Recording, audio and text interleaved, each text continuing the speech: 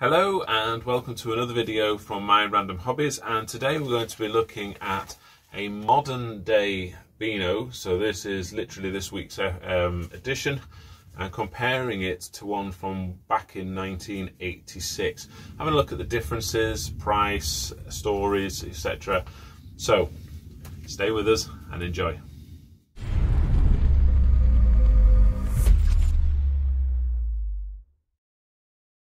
Okay, so when I'm looking at the two editions, the first thing to notice is the price. So the price back in 1986 was 16 pence for this comic. Now, given inflation, I believe that puts the price somewhere between about 42 and 44 pence today. However, today's price, can get the shine off that, I don't know if you can see it just down here, it's £2.75. So what used to be certainly very much a pocket money item now is definitely something mum or dad have to buy for you at £2.75. So let's have a look though and see what you get for your money. So back in 1986, this sort of paper, it's a sort of well, it's a newspaper quality paper, really. So it's not a great quality, and this colour is there. There's definite colour in the images. Some are black and white, but it was meant as a disposable item, a disposable comic. There were 16 stories in this back in 1986, spread over 20 pages. So there are 20 pages including the front cover and back cover. So 16 stories, so it's not too bad.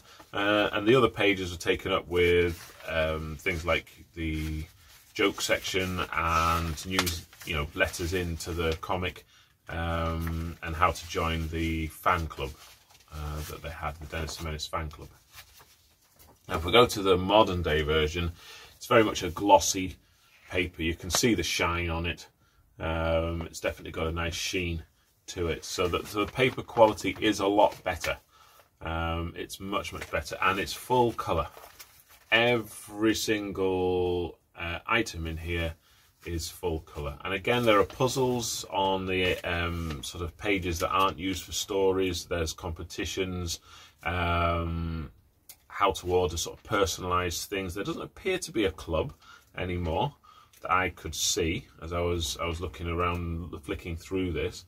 But then they've got pranks and things like that as well. So similar in sort of content wise, but there are 32 pages in this one as opposed to 20.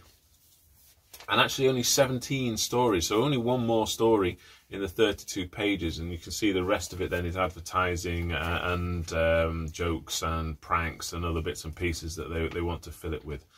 So,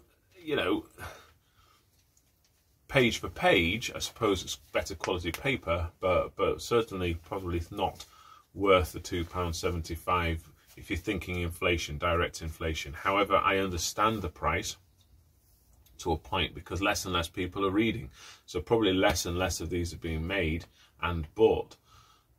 It's one of those, it's a catch-22, isn't it? If you make them in their hundreds of thousands, then and you sell them for a small amount of money, then you're going to make a lot of money. If you make them in just a few thousand, you're going to need to sell more to make your money back, just because of your printing run costs and all that sort of thing. So I kind of get why it's more expensive. So then we look at the actual content itself and how things have probably changed since the 1980s, and an awful lot has changed. So we're just going to sort of briefly summarise some of those changes now. So back in 1986, I've had a good flick through this comic, and with the exception of Little Plum, who was a Native American child. There he is, Little Plum. There are no there's no representation of any sort of ethnic minorities or people with disabilities, etc. in here. And, you know, back then, I suppose that was absolutely the norm, really, for most publications. And again, when you look at the content, you know, for example, Dennis the Menace, I mean, he really was probably the epitome of a bully, or what we would now term a bully today. Constantly picking on Softy the Walter, physically hurting him, you know, doing lots of things to him. And they really have kind of played that down nowadays. So here's the sort of Dennis the Menace episode in this particular comic. And straight away when you look at this, you also notice that the teacher is from a different ethnic background. So he's not white, and that's a good thing. But certainly it's a theme that filters throughout the comic. There are more characters that are not from a white ethnic background. And we also have disabled characters. Okay, so this particular character is not only disabled, but she's female, and she is a scientist. Okay, so a very bright, intelligent young lady. It's a role model for some of our youngsters.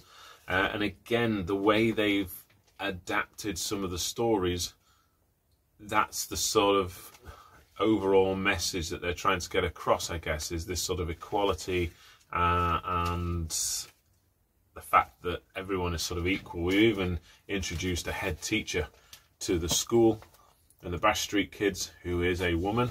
Not unusual nowadays at all, and so, you know, again, back in 1986, possibly the sort of stereotypical head teacher you would think of would be a man. So again, they're just sort of drip feeding these sort of ideals through to the children of today, which I think is a good thing. They also allow the opportunity to become a character, so you can send in your sort of images and your requests and sort of ideas for you becoming a character, and the artists turn you into a character. So it's inclusive as well. It's getting children involved in the comic. So there's a lot to be said for the comic itself. I think the stories have been muted a little bit in terms of the sort of violence and the mischief, if you like. It's still there, you know, but it's manageable mischief, if you like. You know, it's a sort of thing that gets resolved at the end, and everything's all hunky-dory. Some of the characters in there, we'll have a look and see if some of them are still there in the modern day version as compared to the 1986 one. So we'll do that next. Back in 1986 we had Dennis the Menace. We then had Smithy, and we had Roger the Dodger, always a popular character in my opinion. Minnie the Minx, Lord Snooty, again another character that is definitely not in the new ones, possibly because of the sort of divide that it possibly creates. Ball Boy, definitely classic. Rasher, which I never fully understood as a cartoon character. Then we had the Bash Street Kids, great cartoon. Ivy the Terrible, naughty little girl. Billy Whiz, Smudge, Pup Parade, which was basically Bash Street Kids in dog form. Babyface Finlayson, Little Plum, Tom, Dick and Sally, and Nasher. Okay, or Nasher and Nipper. So we go to the new version, and we still see quite a few of those characters. Dennis the Menace isn't featuring as a sort of main cartoon.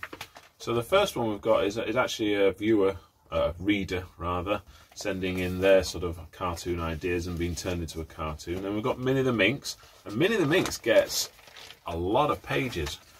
We've got 1, 2, 3, 4 pages, I believe.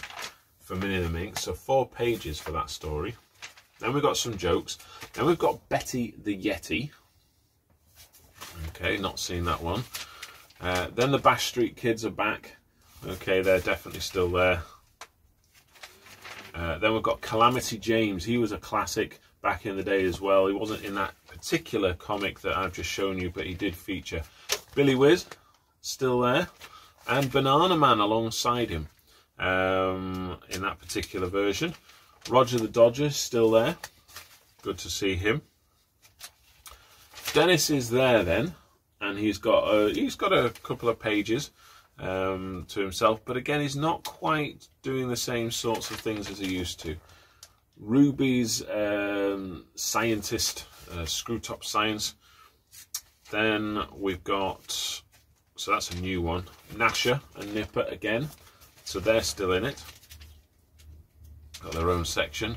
Then we've got a couple of short ones. Then we have Banana Man. Now, he used to be the Dandy back in my day, and then switched over to the Beano. Of course, both Beano and Dandy, I think, were made by the same people. Then we have Ha Ha's Joke Shop. So again, that's sort of bringing that ethnic diversity into the comic. And then we've got Dangerous Dan, a spy in Beano Town, but he's still going to school. So again, that sort of idea of a child becoming something else.